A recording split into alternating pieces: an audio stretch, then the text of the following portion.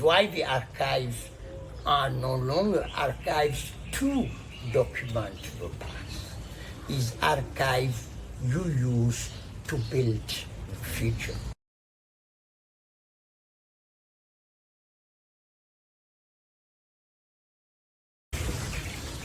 Maybe you're a youthful member of Generation Z. The world is before you, and as you look around, you know that the folks older than you have not figured it out. Or maybe you are a member of the baby boom, and you're used to a world that you had under your control, completely mastered, and now starting to feel that things are no longer that way. Or maybe you're like me, a millennial who is very much in between a world that was and the world that is, and trying to come to terms with how to move forward in the world today. And this is the conversation I'm really happy to have with my teacher, Mamadou Diouf. He is a Leitner family professor of African history and African studies at Columbia University. It is a real honor and pleasure for me to welcome Professor Mamadou Diouf here in Terudant for this conversation about history, generation, and the African University. Welcome, Mamadou. Thank you, Wendell, for having me.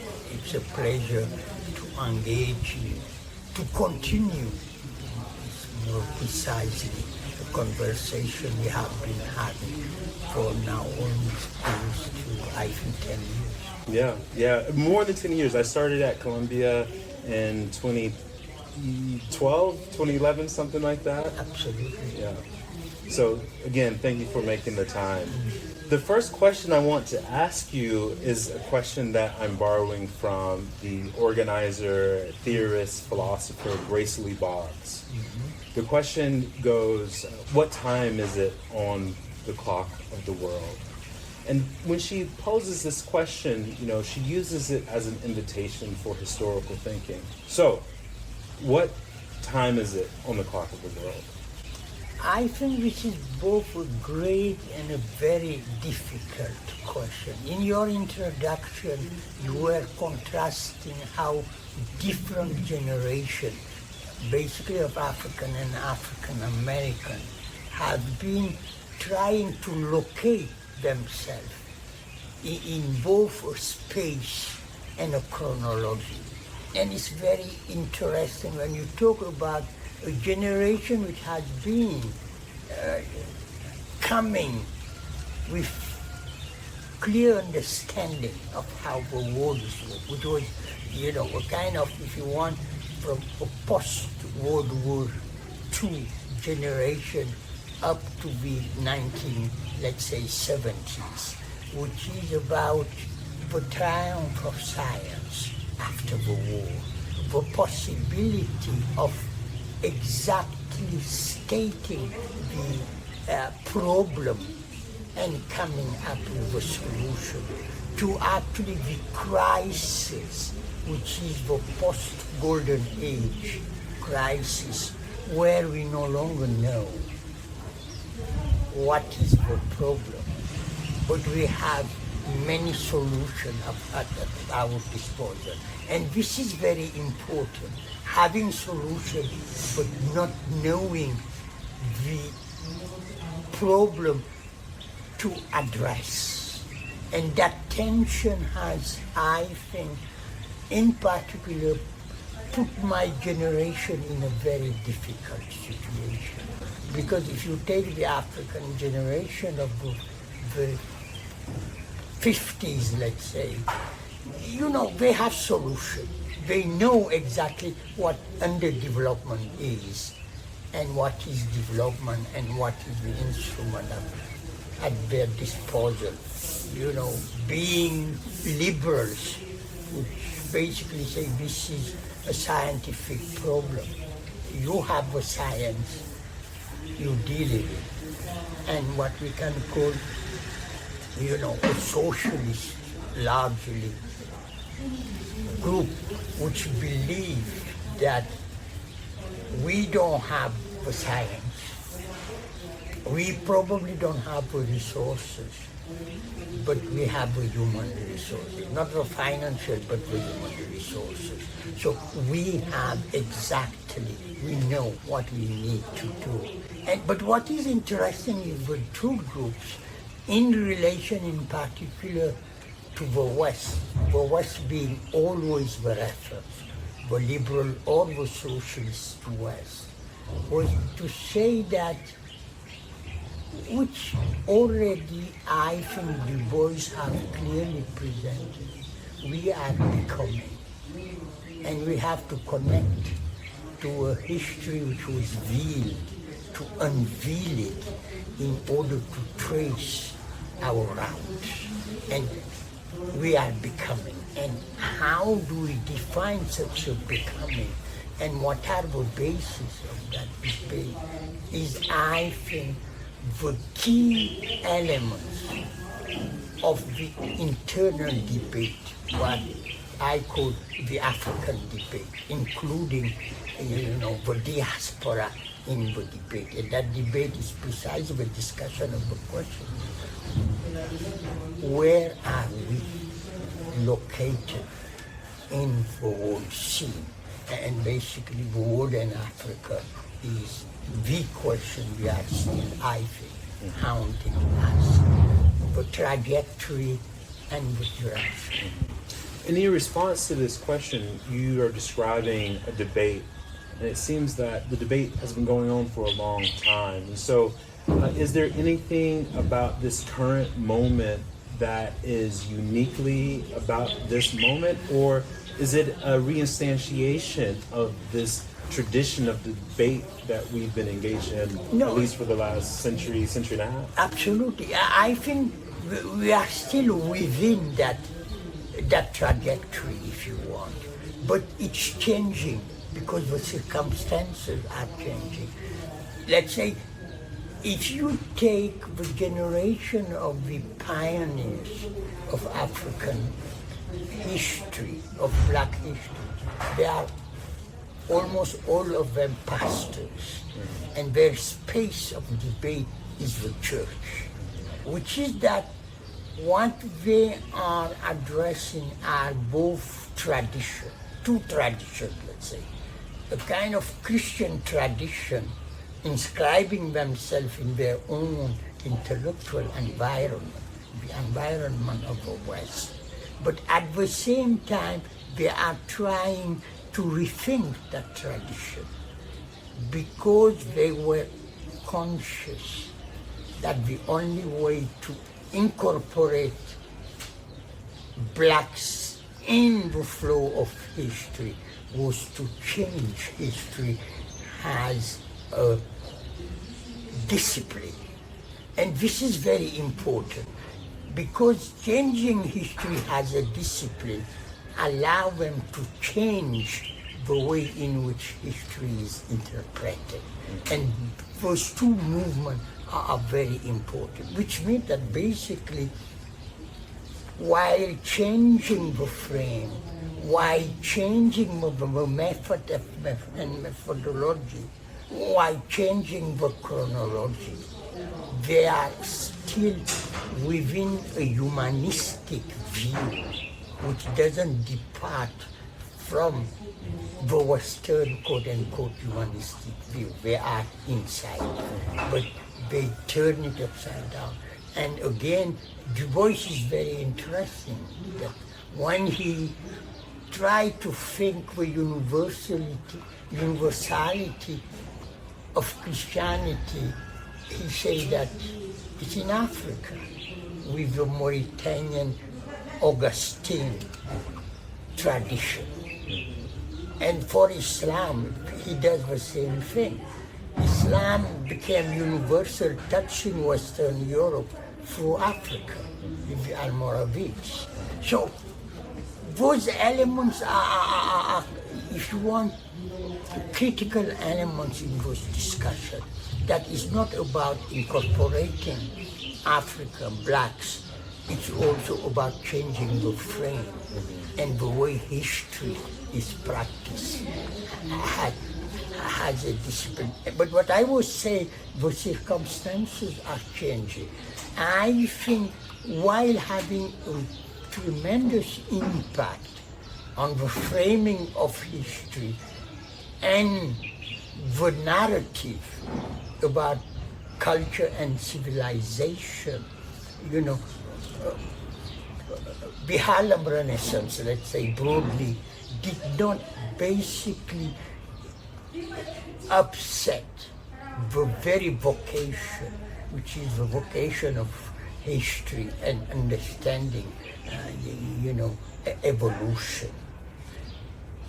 And they were forced to engage with the narrative which was already there. Is why it is really both an act of confronting what is in front of them, but also of mostly transforming it than destroying it.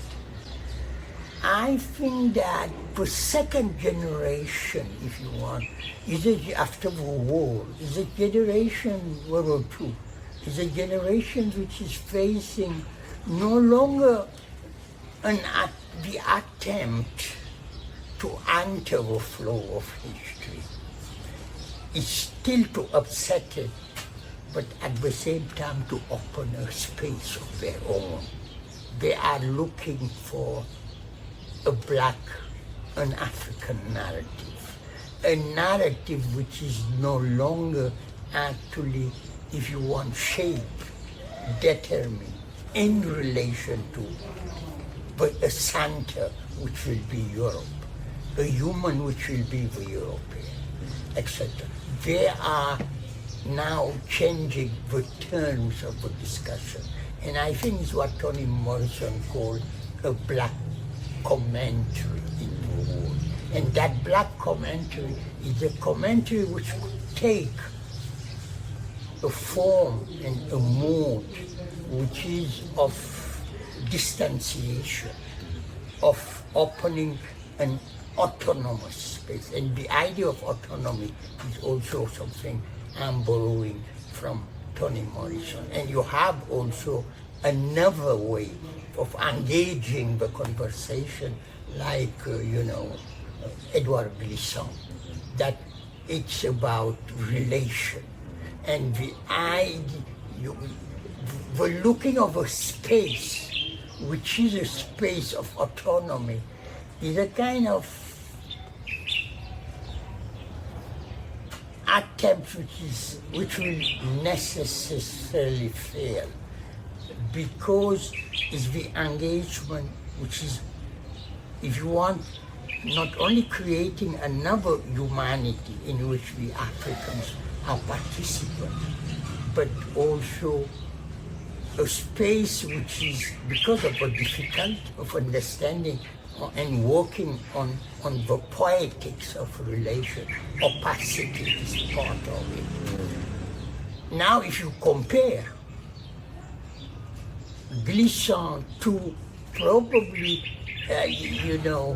the person he engaged with, which is Césaire.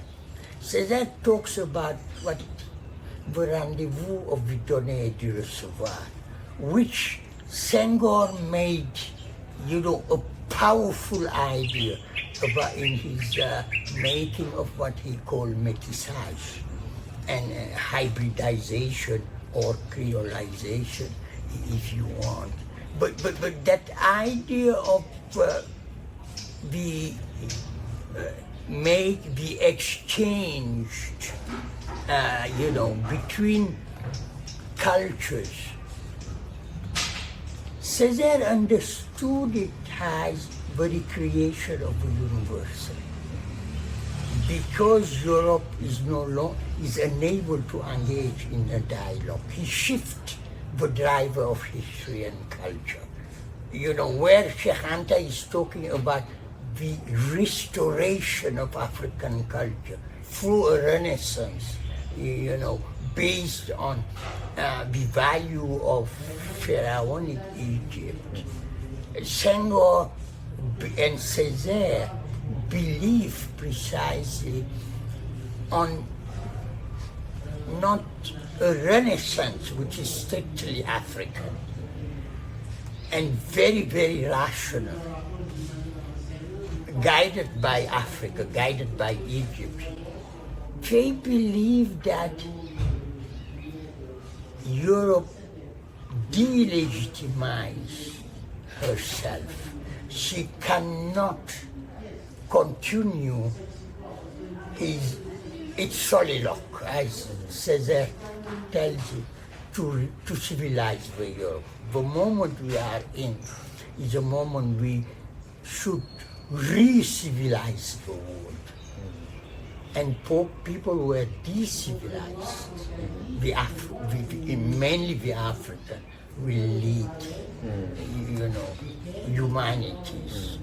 And Europe will be forced to follow because she lost even human values. And that tension is also a very interesting tension because Césaire, Senghor, but also Fanon came up with an idea of Europe which is very interesting, in particular of France, which is this dual France. The France of value, of humanism, of literature, and kind of ideal France, which is always contradicted by what I interpret as historical France, the France of colonialism, the France of, post-World War II massacres, the France which is not following her own lessons.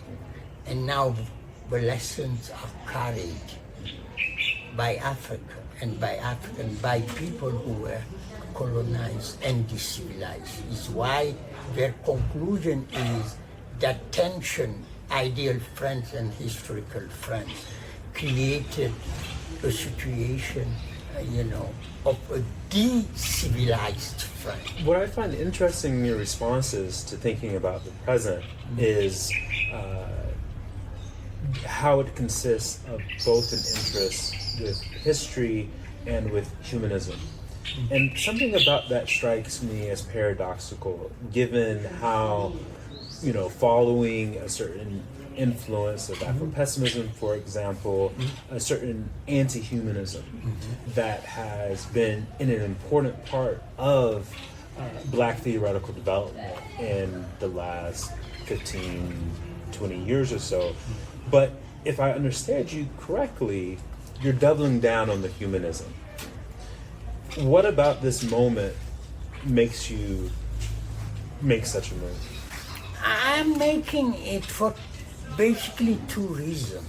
The first reason is we always forget that disciplines is not only about specific matters we are studying and dealing with.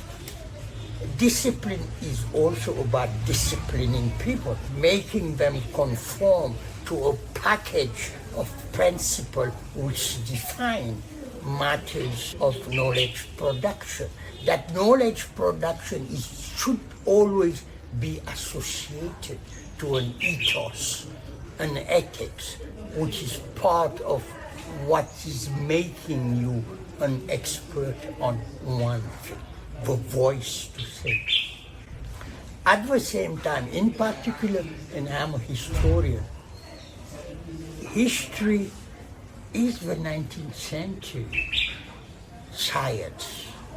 It's a science of the nation state. It's why for Hegel, history is only the history of the state. It's political, history of political affairs. World history is the idea that the trajectory is a trajectory which is making a state nation. A state nation with its own, actually, if you want, with its own logic. And it's interesting is what Richard Wright adopted.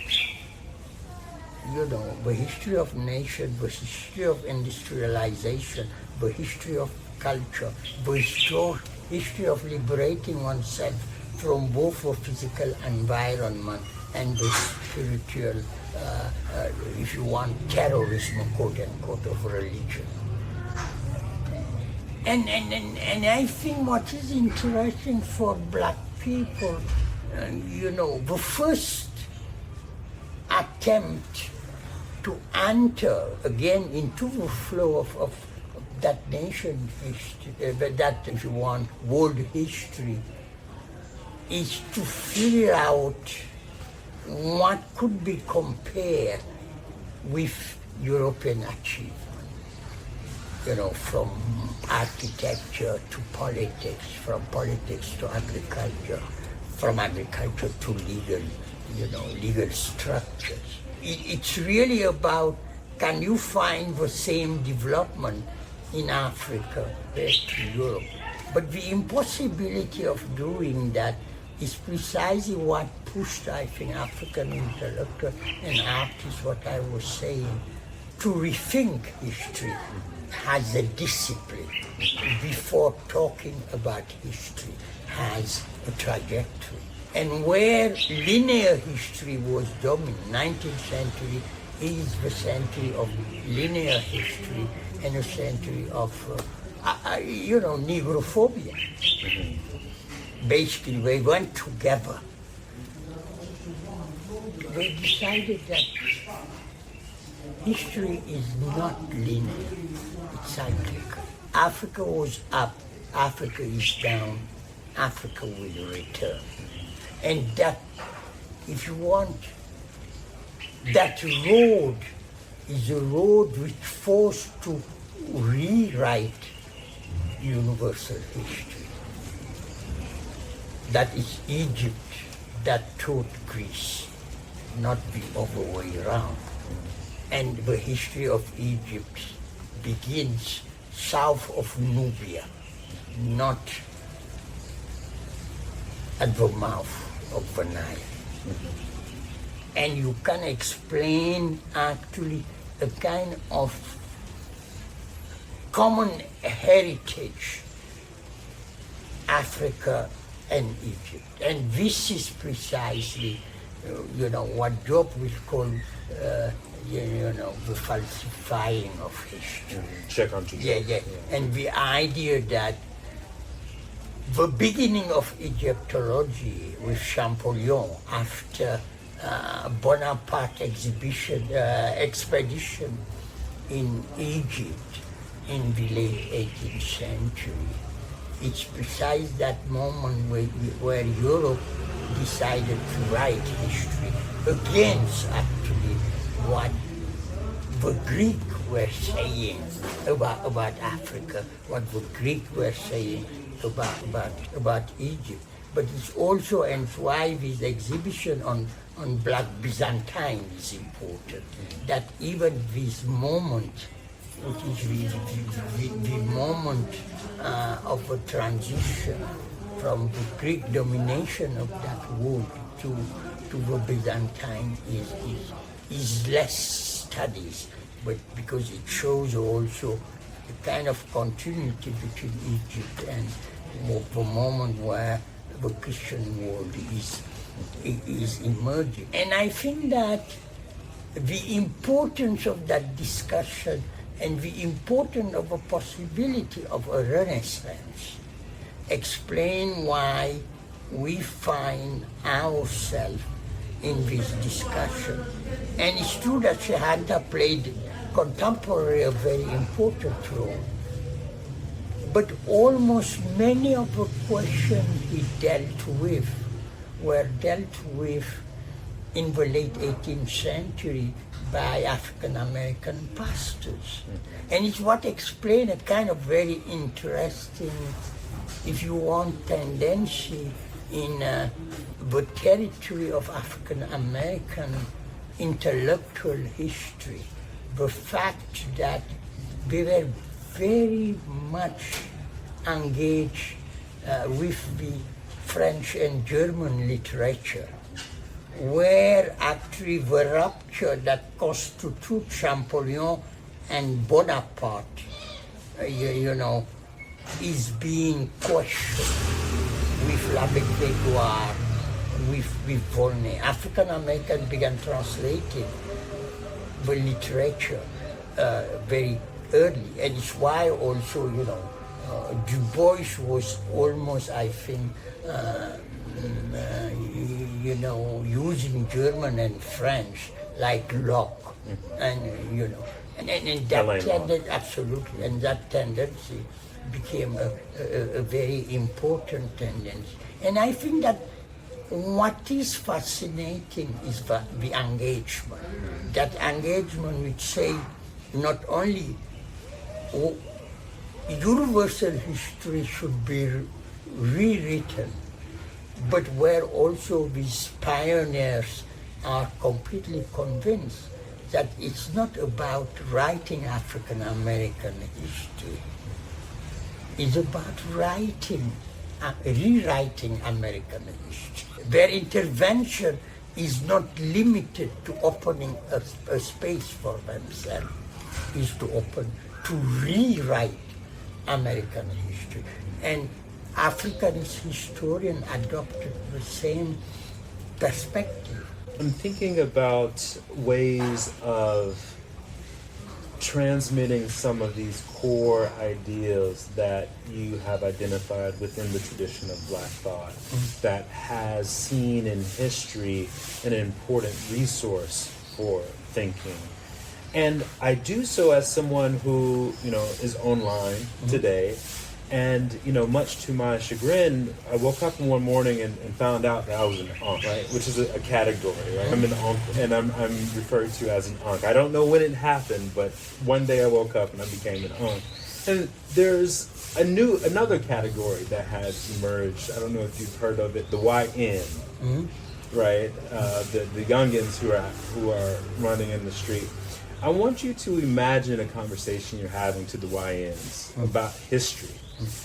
What would you say to the YNs about why history, first, what history is, why is it necessary, and how to do it?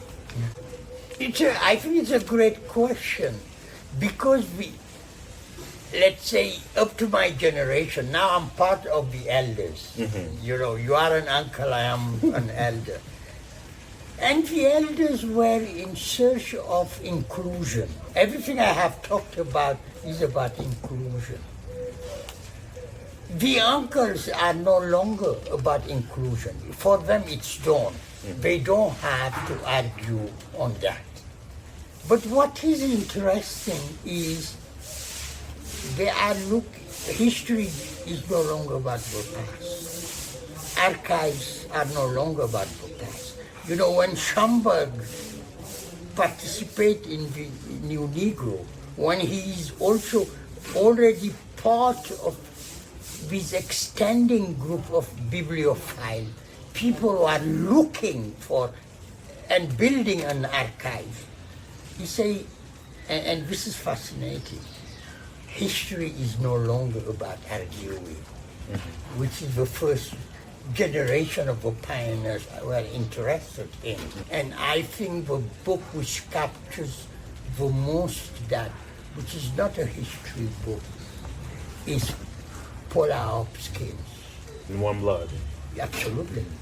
And One Blood is the history of the world and the specific history of Black people, centered on Egypt and Ethiopia, where she's saying, you cannot exclude us because we are the starters. Not only we are the starters, we are also at the end of the trajectory.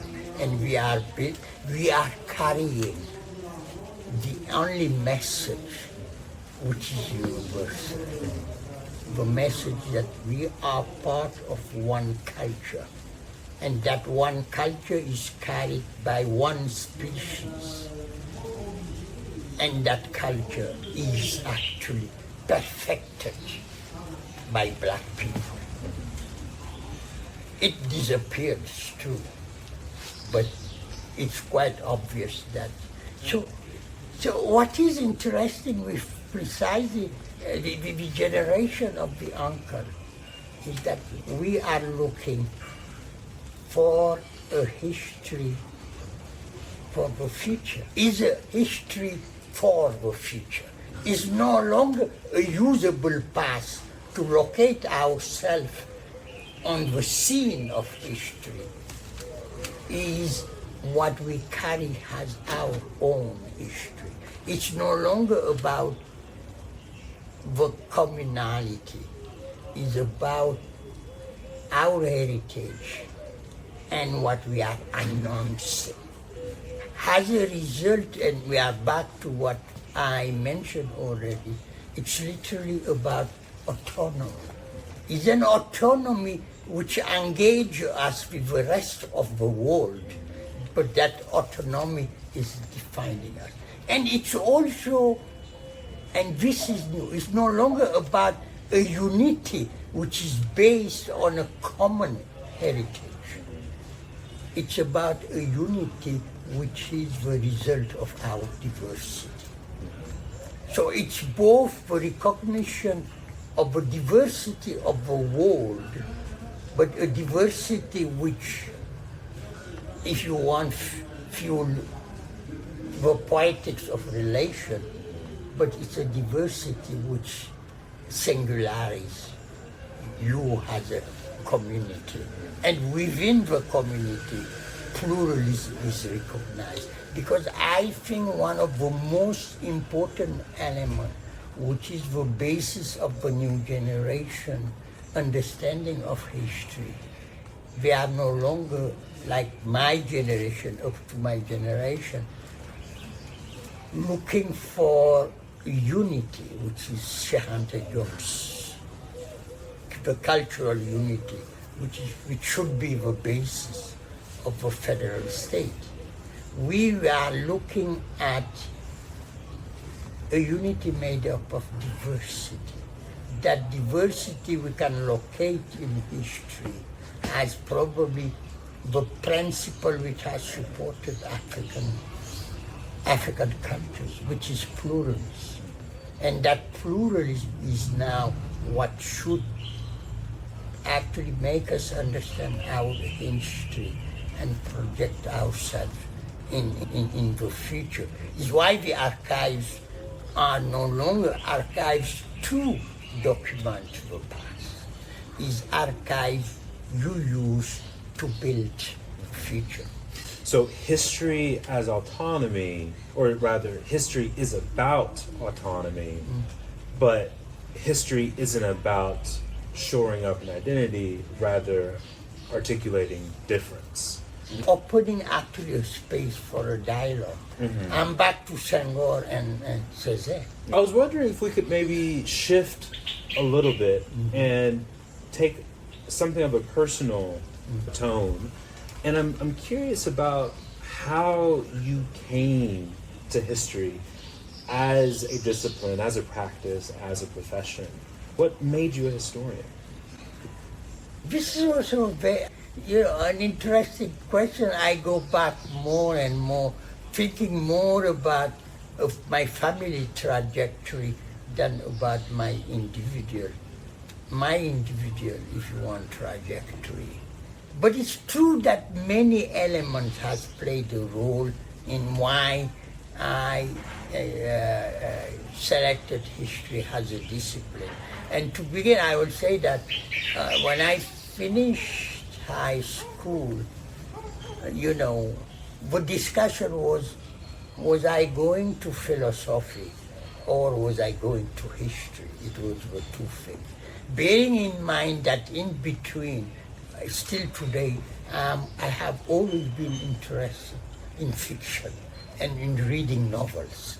And, one of my colleagues just 3 months ago accused me of every time I don't have an archive or I don't have a response, I go to fiction, which is quite fascinating. When actually he didn't pick up one thing, is that now every time I talk about I am forced to refer to fabulation. you know, you have a hole in the archives. You can feel it if you want, or at least It's like Sadia Saidiya Hartman yeah. is inviting us to do that. I think I have always unconsciously did that, but because I always believed that history is not a social science. When history at Columbia is in social science, but history at Michigan is in the humanities area, not in social science. Because probably it's my French training, and I'm coming from the French mold, that the language of the narrative is critical. And you have French historian, in particular French historian of the Middle Age. They are pure historians. But if you read them, you can read their narrative as, creative writing, because they write so well, and they are able to capture, not only processes, even intellectual processes, but they are able to locate it in a space which is much more a kind of historical imagination. And are there any narratives of experiences that you had that you might share with us to help us kind of understand how you came to history? Yes, precise. This is, if you want, the intellectual environment. The historical environment is, I was born in Rufisque, Senegal, and Rufisque was a space which became a French commune. That in 1980s, my ancestors were granted French citizenship, but outside the French civil code because they were Muslim. And they try to navigate, if you want, an identity of citizens which were black and Muslim, and deal with, if you want, French assimilation policy by using the political resources and rejecting the civil resources. And I was born and raised with that duality, a duality of using political resources which were basically French, but trying to preserve an identity of black and Muslim. So which means for the French we were not complete French, for the African we were a problem, because we were part also of the French world. And I think that the idea that I was not a real French person was something which haunted me. And for me, trying, instead of, if you want, accepting the idea that before coming people were assimilated, my project was to show that they subverted assimilation and assimilated on their own terms, not on the term of the French. But in a very bizarre way is that I did my PhD not on the fork. I did my PhD on Cayor. And this is, now when I read it and when I discuss about it with myself, I think that I'm already talking about the forthcoming. Because basically what I did in my PhD was to show that the Senegalese national hero, Ladjor, the last king of Cayor, the most powerful warlord kingdom of the 19th century, is not a hero. His heroism was a French construction, a construction of a man who is recognized as the founder of modern Senegal was mainly the French conqueror, Feder, you know very well, who had played a very critical role in knowledge, not only politically, but in knowledge production in Senegal. And actually by deconstructing the national hero, Which couldn't have been a popular thing to do. no, even the president at that time gave a speech where he said, okay, one of the Senegalese historians is trying to demonstrate that Lajor is not a hero, but he is our national hero. But what I was saying is, Lajor is the national hero in Senghor's view, because Lajor enabled him to have this couple which created modern Senegal, Feder, the governor, and this resistance. And it's allowed him to think about negritude and francophonie in this very ambiguous way. When I wrote my PhD, I had not a clear idea of that, but the retention of negritude and in francophonie could be read through these two figures of Lajor and Feder. And what I was probably trying, I was already saying, you have two cultures in Senegal. The culture of the four communes and the culture of the Pays de l'Indigène, the region under the native code. And it allows me, I think, to already open a space and understand, as you say. I began, my PhD on Cairo pushed me to think about political culture in Senegal, about ways in which what I call, and I'm back to pluralism, different communities were coexisting and trying to build following the French, what I call the Islamo-Wolof state, and the peripheries of this Islamo-Wolof, and how the dialectic, the tension, collaboration between those different communities has created a very specific country. And this is also what is today probably the basis of my thinking about political, social and cultural transformation. And in particular, the very idea I'm developing now, that culture provides actually the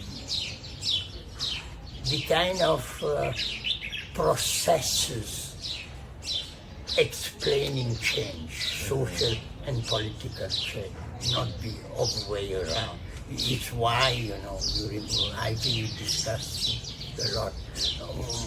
When, Abdurrahman Sek began talking about this Islam, which is in between Salafism and the brotherhood, what he called, I think, the Islam of the street, which is creating another way of connecting with the state, is an element which shows that, why history became so important for me and why I selected. Because history allows me not only to understand the past and trajectories in different directions, not in one direction, but in different and sometimes contradictory directions. But I'm quite sure today that I write more on contemporary history, that I began understanding Senegalese politics because I did this PhD. It allowed me to understand how political societies function in Senegal. So history of the present, conjunctural thinking, Yeah. these are kind of the approaches. I want to come back to this question of change and thinking culture as a way of explaining change, as a way of thinking about the present. But before we do, I want to go back to this time when you're just first coming onto the intellectual scene in Senegal. Do you remember your first day at Cheikh Anta Diop? Yes. The funniest part is I arrived in Dhaka in a kind of very strange way. I left after high school. And if I remember well, I stayed 10 years with France, 9, 10 years. And the funniest part is that, and I was going back to Senegal every 2 years without having ever visited the university. The first time I went to into this university and visited is when I was recruited. What year was that? 82. But I didn't know anything about the. I knew the history. I read them, and some of them I knew them because my supervisor was the supervisor of almost 90% of my Yves Persson. Yeah, Yves Persson. The colleagues I have read, I have found there. And and then the kind of challenge my challenge is I was quite crazy. I decided that I could write a PhD on Cayor. I have never visited. I did, and I wrote that without ever visiting. And I was also convinced, another crazy thing, I was also convinced that, the oral traditions which existed, which were already collected and transcribed, it was enough for me. I didn't do any. But I use oral tradition, but I didn't do any collection of whatever. Yeah, breaking all the rules of what was becoming professional absolutely. African history. Yeah. So, and the third important, terrible thing, I was going after La Diop. But what people called me, doing that. And earlier it was not but it was just, this was also important. I think I am the first historian of Senegal, if not of Africa, who did a PhD not about their own community. I did that. I have never been there. But the interesting thing is Rufus was part of the Cayor kingdom, but I didn't have. I have much more a relation with Rufus has a Lebu country than Rufus, if you want, has a region of Cayor. I don't have that idea. So, and when I arrived, you had already that polemic before the book was published. Who is this guy who talks about it? Because nobody knew me, of course. I was not there.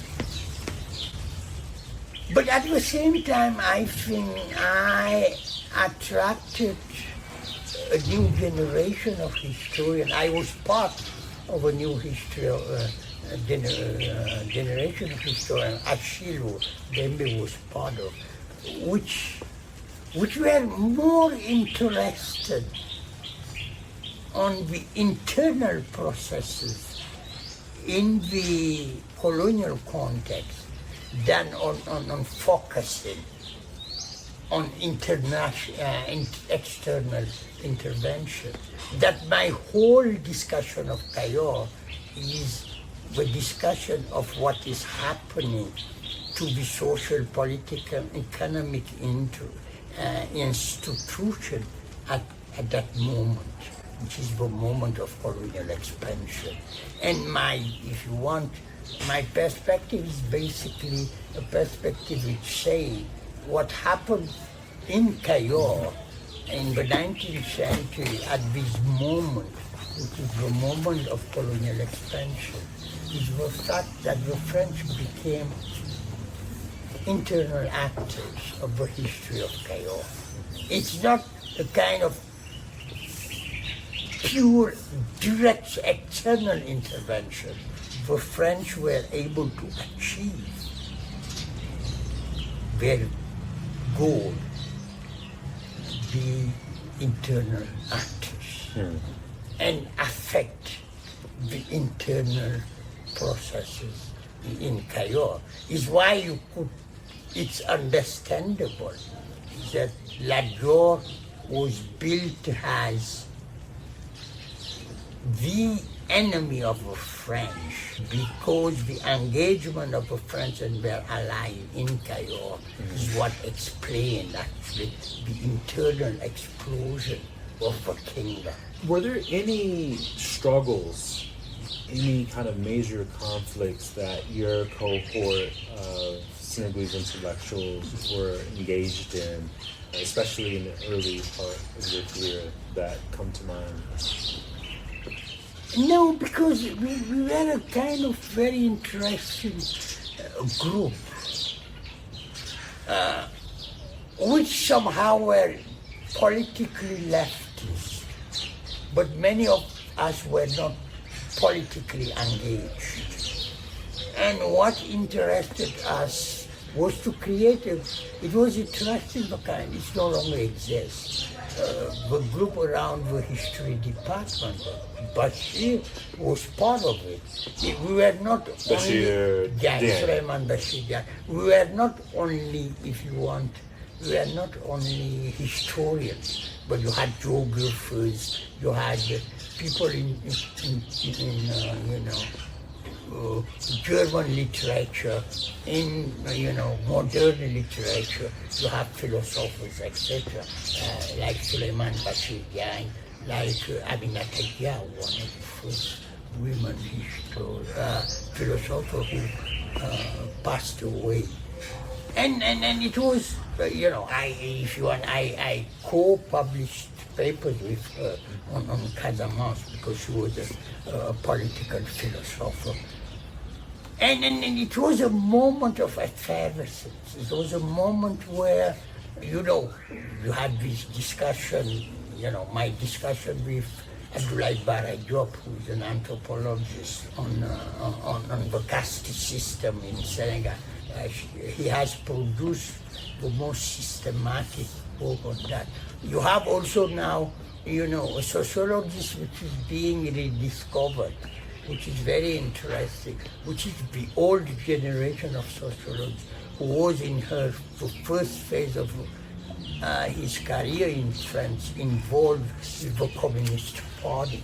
He has written very powerful pieces under nickname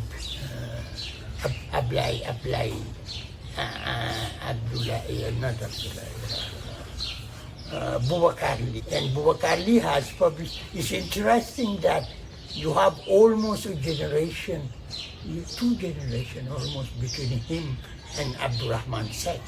But what Abdurrahman Seck is writing now about those values and about those concept of teranga, his PhD is a PhD on l'honneur et les valeurs morales chez les Wolofs et les Toucouleurs. It's about moral, ethical values among the Wolofs.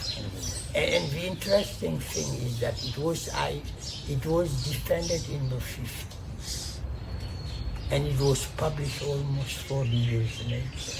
Oh wow! Yeah, and it's an extraordinary. It's an extraordinary PhD, and the funniest part, you cannot imagine. I have heard about it, but in the early 2000s, when the great Africanist historian John Iliff wrote a book on honor in African history. He has this wonderful, sentence saying the greatest study ever done in honor in African history is done by a peregrine sociologist. And the book has never, the PhD had never been published. He actually read the PhD, not, the book was not. And the interesting aspect is precisely, I engage with Lee and I engage with Abdoulaye Bara Diop, who had written a book on both the family and what he called the wall of society, domination and inequality social system. And this kind of discussion were very, very, very important, like also the discussion about Sheikh Anta. I have always had a kind of reputation of being anti-Sheikh Anta. And I think it's not true, but I am critical of Sheikh Anta. But the other thing is, moving in the US, I discovered that the Egyptology library was very, very important in America, in the US. And many of the things Sheikh Anta is saying were said before him. And sometimes we talked about Paula Hopkins in a very systematic way. Do you think he was aware of that literature? It's what I have never been. One of my dreams is to be able to say he read the African American who did not. But I think he read some of them because he knew, Crisis then and NAACP, where Egypt was playing a very important. And I think he knew also part of the colonial exhibition where you have a lot of African American artists who had been sculpting, along a tradition.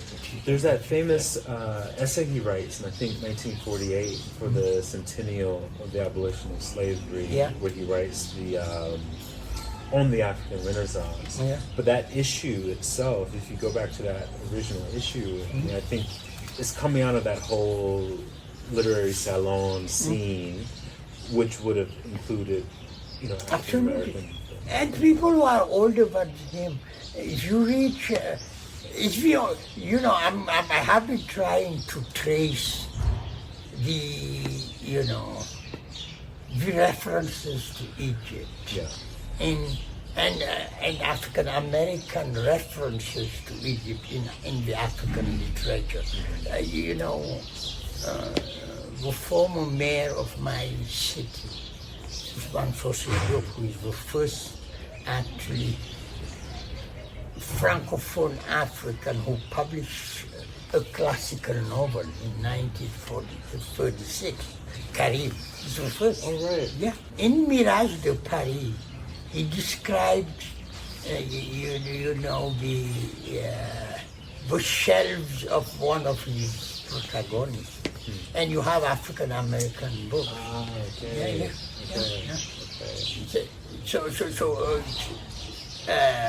Which show that Africa knew about, and I think they knew, Senghor knew about. Du Bois sent letters of congratulations when Paisley Air Force published Ethiopia Unbound. So you have all those things. But for Sheikh Anta, I'd have no reference. Did he? So I'm curious, why did you ultimately leave the University of Dakar? Okay. I left it, if you want, most by accident, but also with reasons which are just, I was trained outside.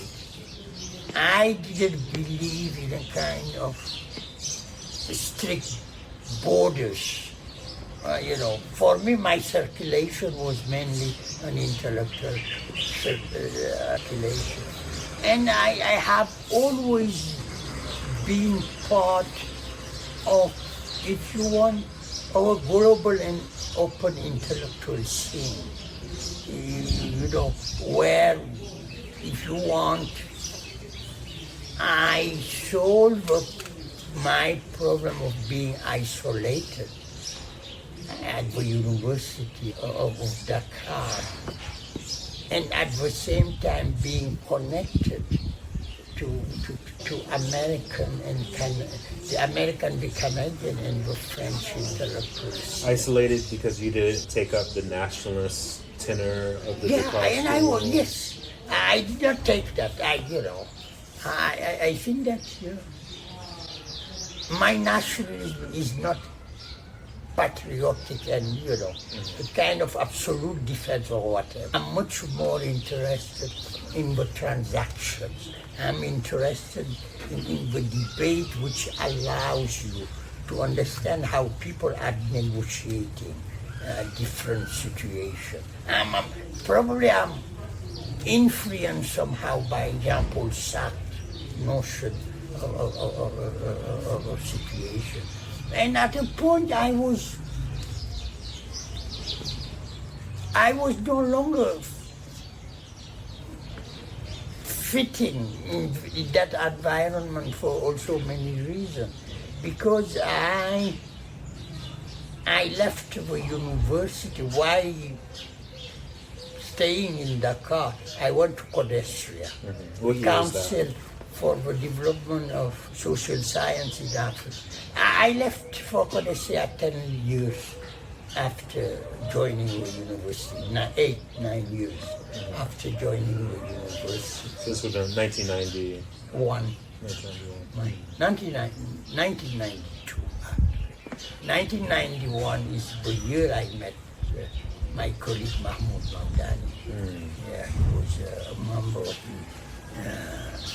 executive committee of Codestria. Codestria was located in Dakar, but it was an Anglophone institution. And where what I knew the American history of African literature,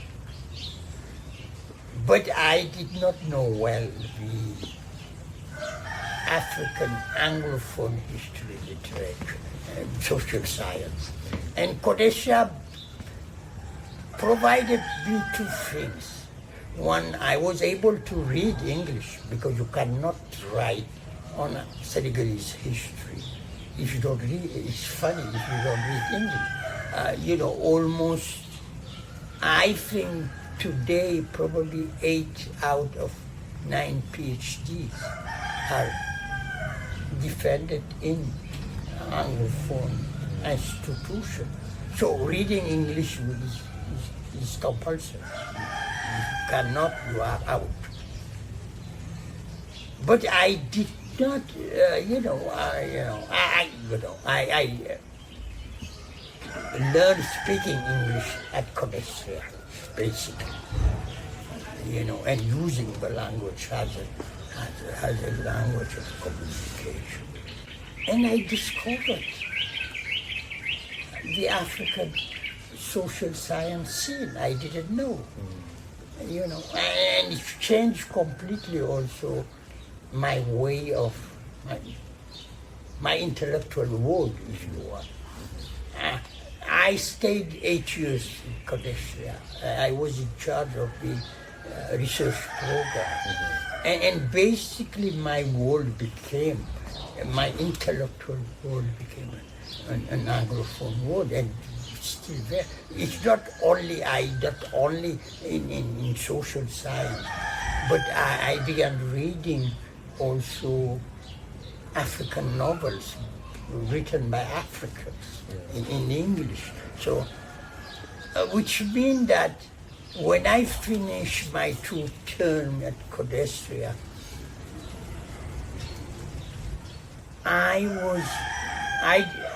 my plan, of course, was to return to the university And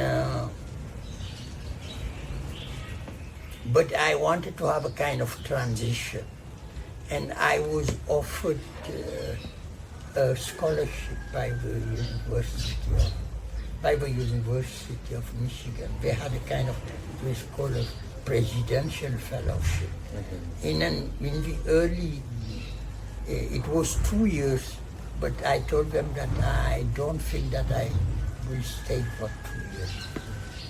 But after a few months, semester, they told me that they were ready to offer me a job, but under the condition of recruitment where you have to present your file, to go through all the process.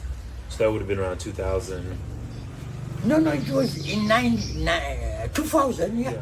Just 2000, because I went there in 99, the August 99. And actually I was not interested. I wanted to go back. But I don't know, the conditions were great. And after 6 months I was fine there. And I accepted the job. Having been at Codesria, though, which is a Pan-African institution, it even has a diplomatic status to coordinate social science, even to a degree humanities research across the 4 regions of Africa, right? North, south, east, west. You had a chance to witness a very critical juncture in the history of African universities. And I thank you for sharing with us the kind of your personal kind of decision-making processes, but that was in a context. And could you situate that move and what was happening in African universities more broadly? It was basically a period of crisis. And Codesria is already a response, not to, if you want, it's more was an intellectual response of the conditions of universities in the mid-1970s. Codesria was created as a space for leftist scholars in a context where African states were becoming authoritarian, controlling or destroying universities. And it was about creating a space where those people were able, at a level of the continent, it was probably with the OAU, the African, the organization of the African Unity, the only actually continental geographically institution that, the Arabophones, the Lusophones, Anglophones, and Francophones were together, and it was structured around regions. And the interest of such was not only to encourage works within countries in which resources were not available for scholars because they were leftists or opposed to the government.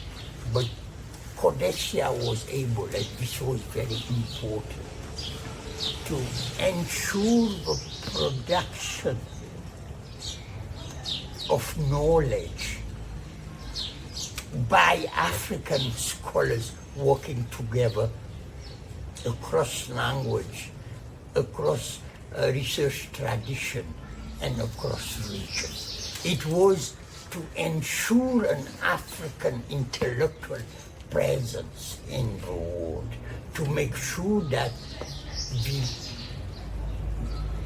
if you want, the knowledge existing on Africa, Africans were present, which was not the case. The second element, which was very, very important, was that we had fellowship program for students in Africa, because this is a period where universities were collapsing.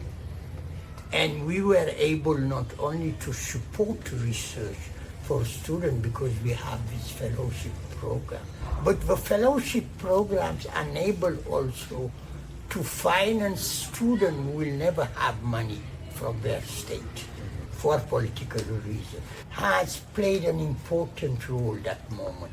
That Codestria was basically the institution which was supporting research, supporting publication, and being able also to circulate the publication, within African universities.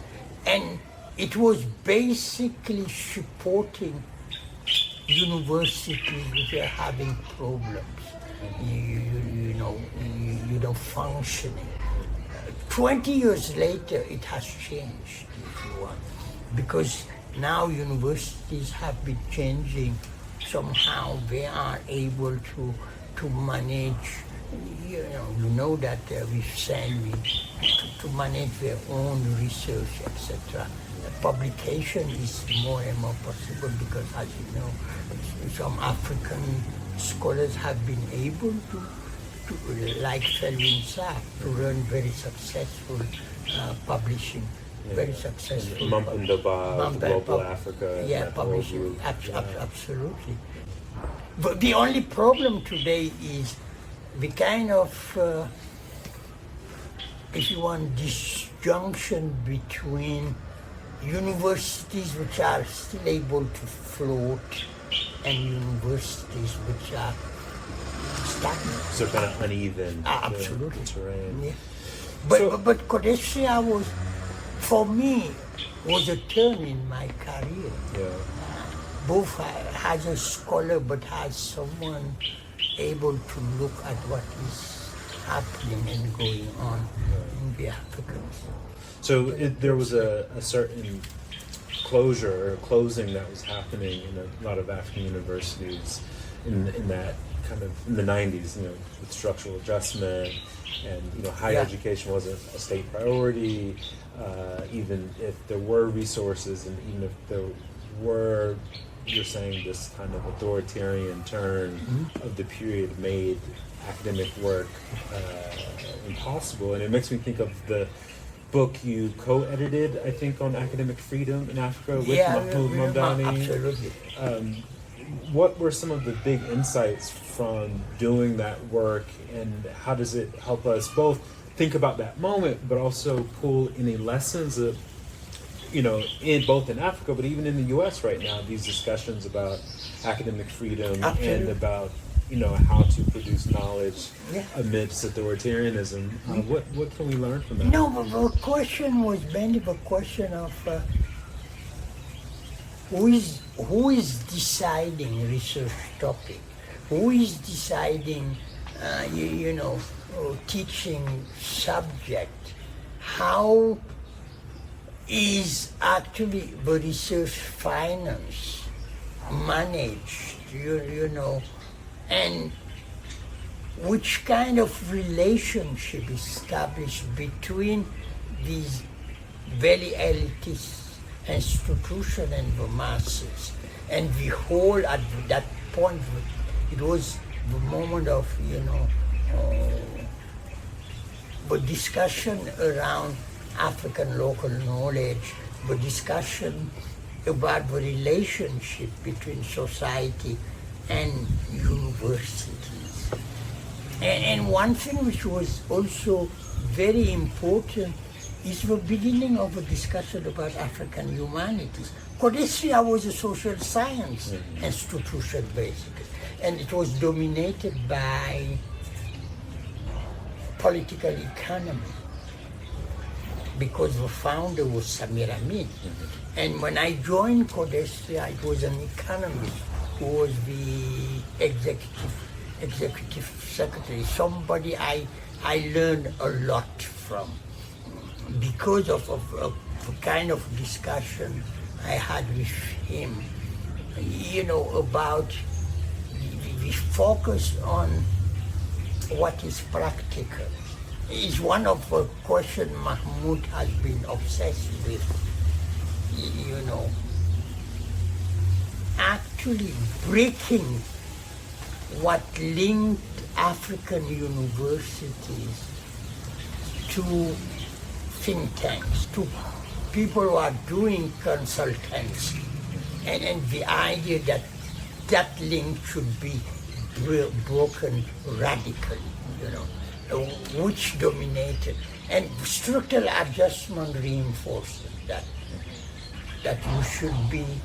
you should turn into policy institution. You have to come up with solution to problem. Which are the problem facing African? So it's important to resist that. Yeah, absolutely.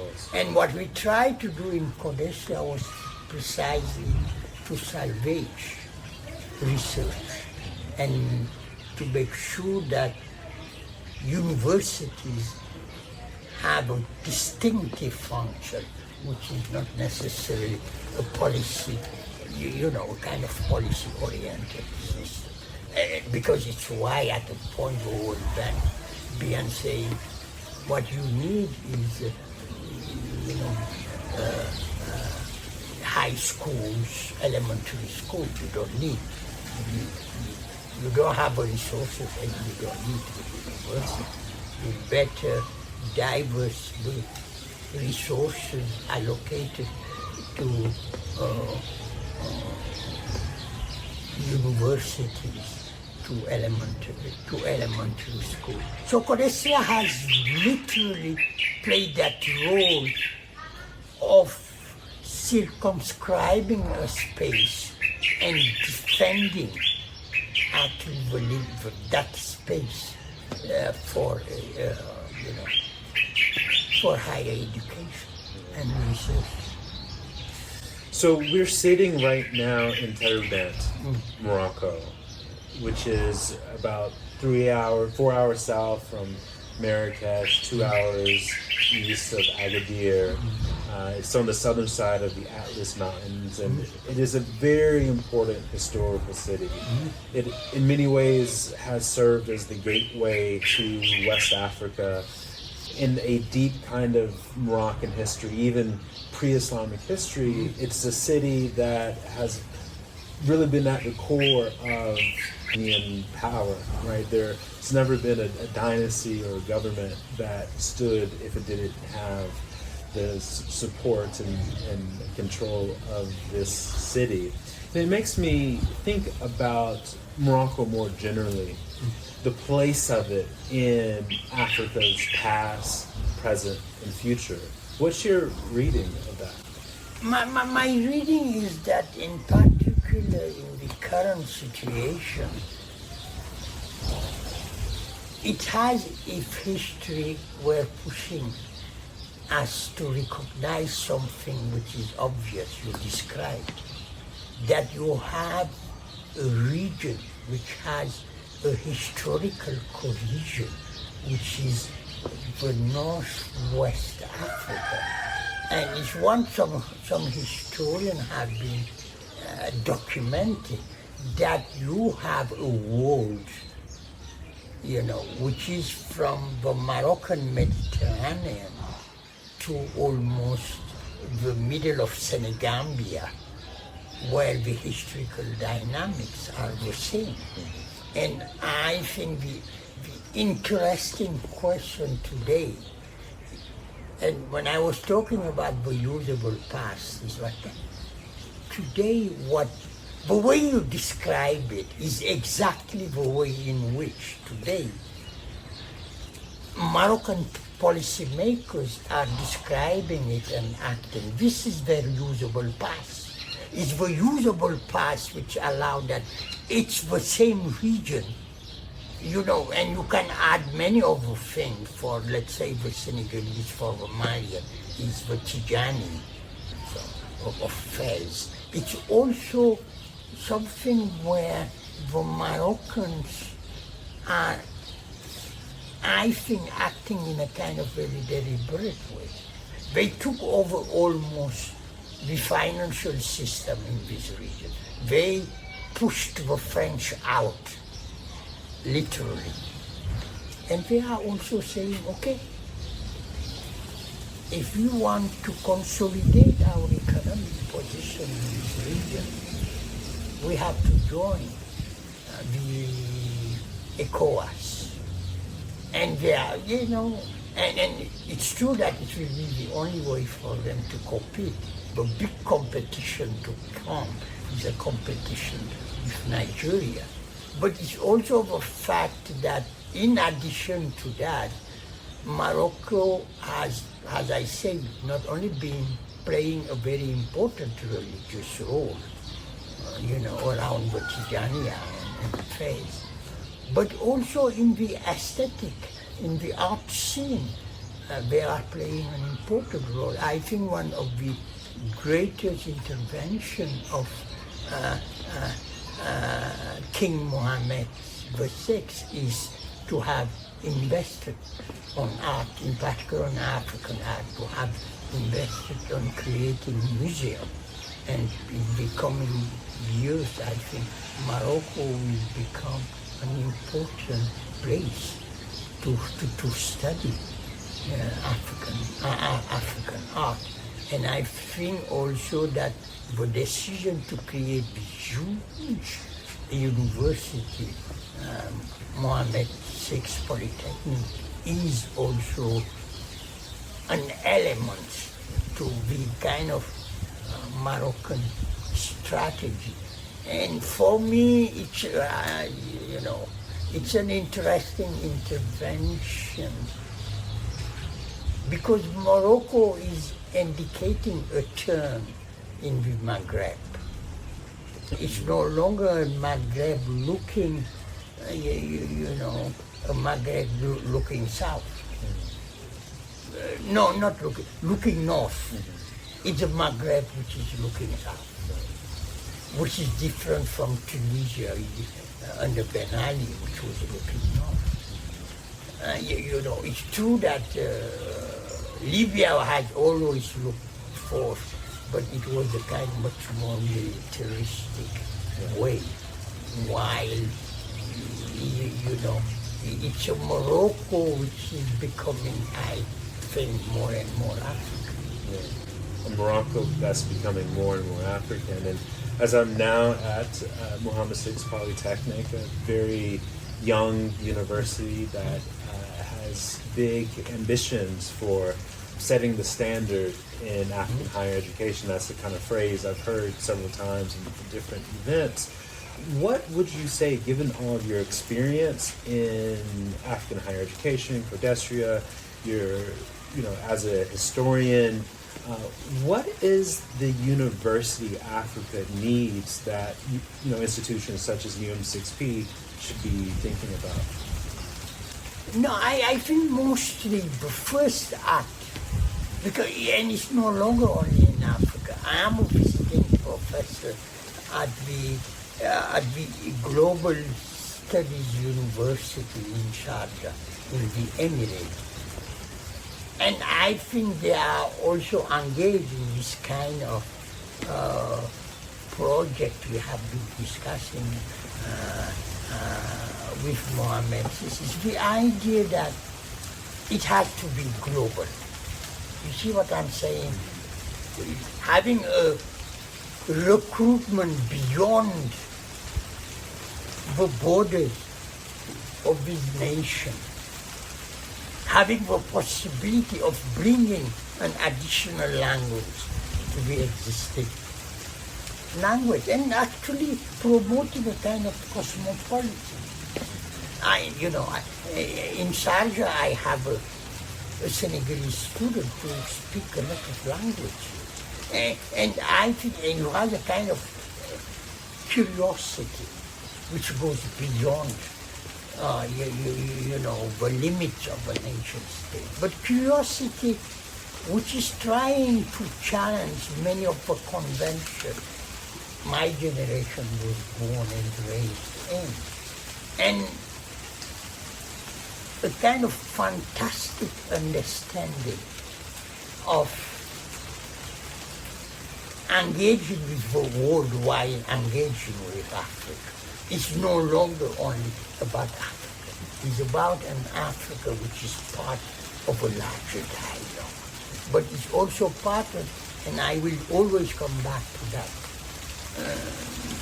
an Africa which, DNA is really pluralist, and the capacity of transaction, and I think this moment is a moment for that.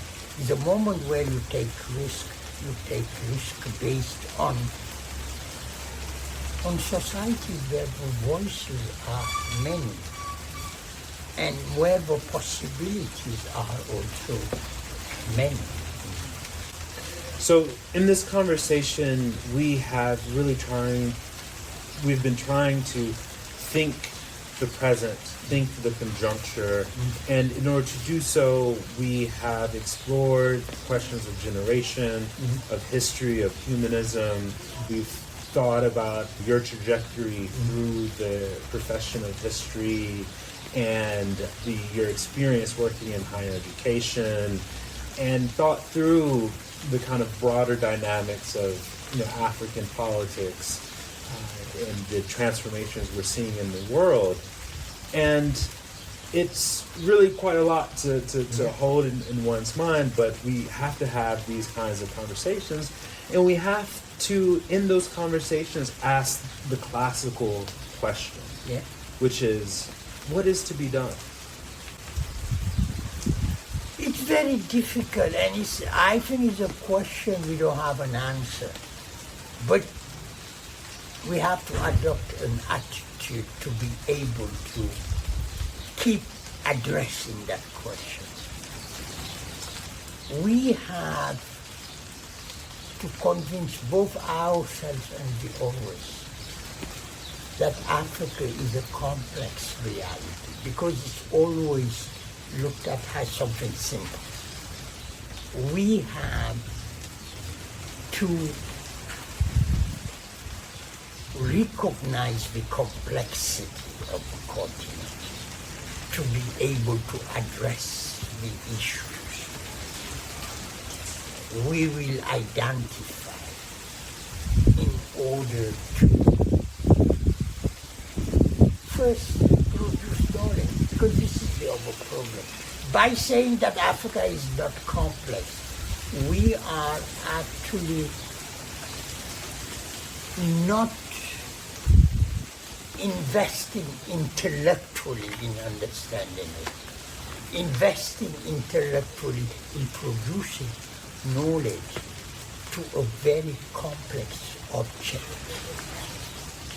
As a result, and I'm borrowing it from one of my friends, people have solutions to deal with Africa. But when you ask them what is the problem, nobody is able to tell you that. Because precisely we think it's simple. It's like one of my colleague, one of my students at my Jeffrey Sachs. It's simple. Africa is facing mechanical problems, rain, drought, whatever, malaria. It's simple. We have solutions. You mobilize the money, you address those questions, and you are done. So as he said, if you give me this amount of money, I solve it. But it's not that. The problem is, we know that it's not a problem of money, it's not the problem of technology. And I think one of my students I worked with, who is now my colleague and friend, Clapperton, have shown Mavunga, has shown that complexity. The complexity. One day he told me something which convinced me that complexity we'll have a lot of problem addressing it. Because he told me once, I can write all these things I'm writing because I know the name of all the insects and, plants in Shona, my language from Zimbabwe. I learned it from my grandmother. It's why he believed that schooling is going somewhere else. Research is going outside the laboratory. And what he's interested in this laboratory and how such a laboratory are not necessarily solving our problem, but offering another way of understanding that complex situation. It's also why we say, okay, the language, the knowledge which was pushed aside by colonialism is a language of a knowledge we need to rediscover, not necessarily adopting it against what the West brought in, but it's about being able to also build based on those knowledge. How can we bring back the knowledge is very, very important. So again, it's about how you address a complex situation. Yeah. Almost what I hear in that is the description of the problem, right? We shouldn't rush to come up with the solution.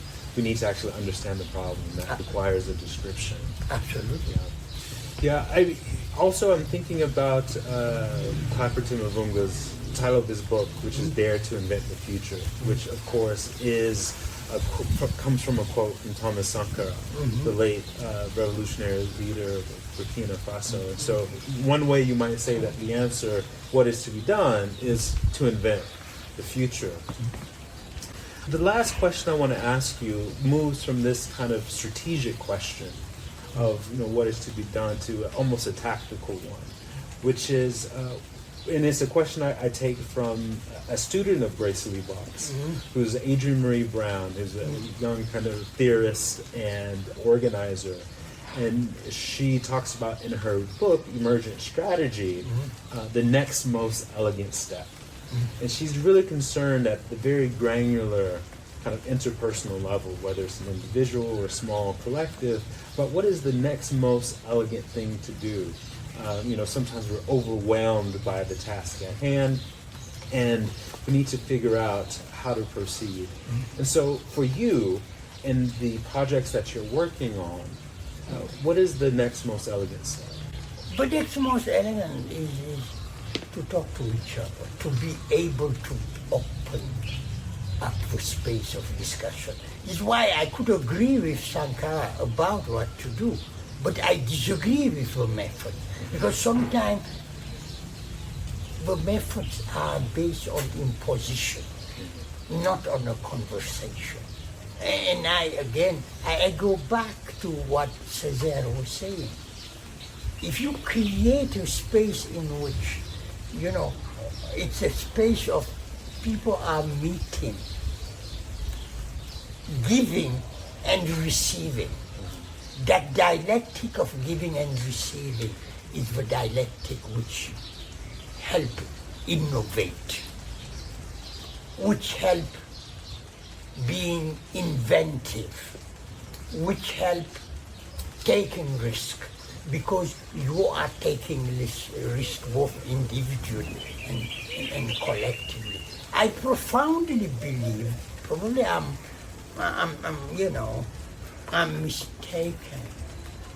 I profoundly believe that every time that we as a community, every time we are able to respect the pluralism and engage in that plural conversation,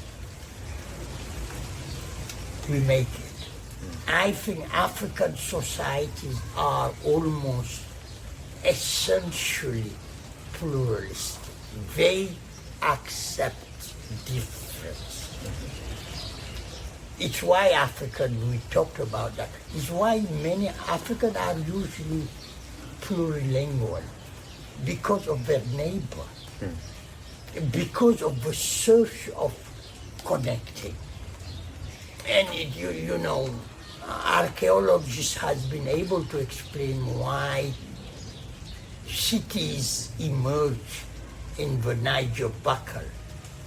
And before actually the expansion of Islam, you know, predates, you know, the trans-Saharan trade. And for them, it's simple. If we think actually, you know, the urban evolution, it seems that it's also the case in China. You know, cities are defined mostly in the Western tradition based on concentration. You know, people agglomerated. That's why you have agglomeration. And in the Niger Buckle, cities are all exactly the opposite. They are extensive because the ecologies which exist there are precisely determining the way in which people are connected. You know, it's about peasants, it's about cattle raisers, and it's about fishermen. They are complementary. Cities has the effect of clustering, not concentrated. And I think is where social organization in many regions in Africa are based on clustering. And clustering supposes effectively the recognition of difference. We are complementary because we are different. So I think that we have to go back to that idea, which is an idea, an anti-colonial or an anti-inventing African idea, which is about Africa is fragmented. Yeah. So we got to take the time to talk. Yes.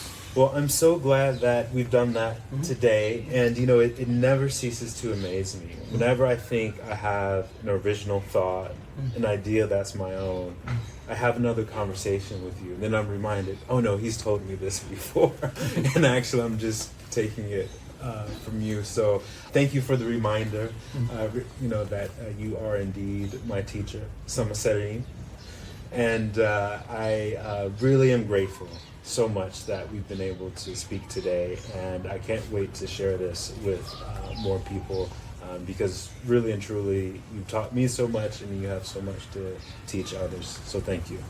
Yeah, thank you very much. And I think that you have helped me also being a good teacher and helped me, I think, hold on the idea which I think guided our discussion. It's about a conversation. What we need is have a conversation and build on that conversation an agenda which will be evolving. It's why also I'm proud of you because you are doing it. You are at least helping open that. So thank you. Thank you.